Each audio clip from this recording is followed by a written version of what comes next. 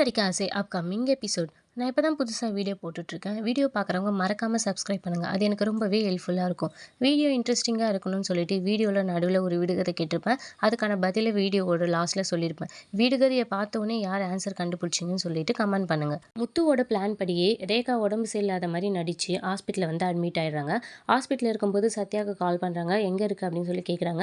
நாங்கள் இன்னும் கொஞ்ச நேரத்தில் ஹாஸ்பிட்டலுக்கு வந்துடும், நீ எதுக்கும் பயப்படாத, நாங்கள் வந்து உன்னை கூட்டு போயிடுவோம் அப்படின்னு சொல்கிறாங்க. முத்து, மீனா, சத்யா 3 பேருமே ஹாஸ்பிட்டல் கிட்ட ரீச் ஆயிடுறாங்க.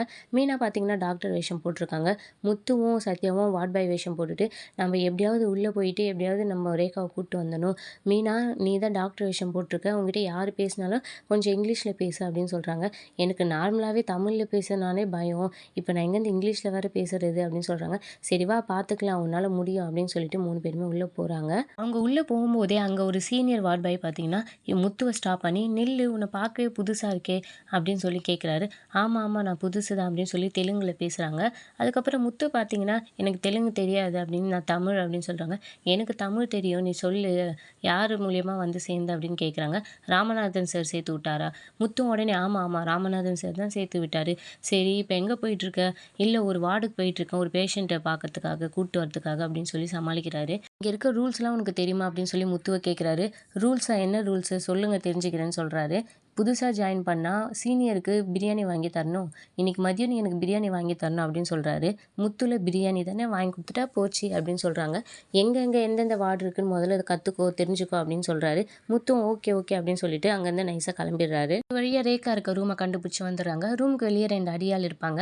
மீனா, நீ இதை எப்படியாவது சமாளிக்கணும் அப்படின்னு சொல்லி மீனாவை முன்னே அனுப்புகிறாங்க.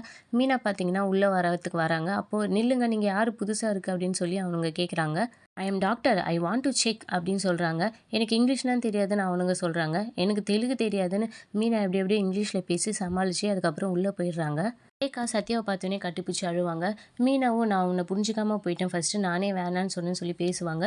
முத்து, இதெல்லாம் இப்போ நிப்பாட்டுங்க, இங்கேருந்து எப்படி எஸ்கேப் ஆகணும்னு பார்க்கணும் அப்படின்னு சொல்லிட்டு, சரி நீங்கள் எல்லாம் ஒரு ஓரமாக நின்றுக்கோங்க, அந்த அடியாளுங்களை நான் உள்ளே கூப்பிட்ற மாதிரி கூப்பிட்டு இந்த மயக்க மருந்து அடிச்சுட்டு நம்ம இங்கேருந்து எஸ்கேப் ஆகிடலாம் அப்படின்னு சொல்கிறாங்க.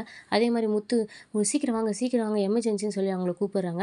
அவனுங்க உள்ளே வந்தவொடனே அவனுங்க மூஞ்சில் மயக்க மருந்து அடிச்சுட்டு ரேகாவை ஒரு வீல் சேரில் உட்கார வச்சு இவங்க 3 பேரும் தள்ளிட்டு போயிட்டே இருக்காங்க. எப்படியாவது வெளியே போயிட்டா போதும் அப்படின்னு சொல்லிட்டு இவங்க வெளியே போகவும் ரேகாவோட அப்பா வரவும் கரெக்டாக இருக்கும். இவங்க வாசல் கிட்ட போயிடுவாங்க. ரேகா அப்பா பார்த்தீங்கன்னா வாசலில் நின்று ஃபோன் பேசிகிட்டு இருப்பார்.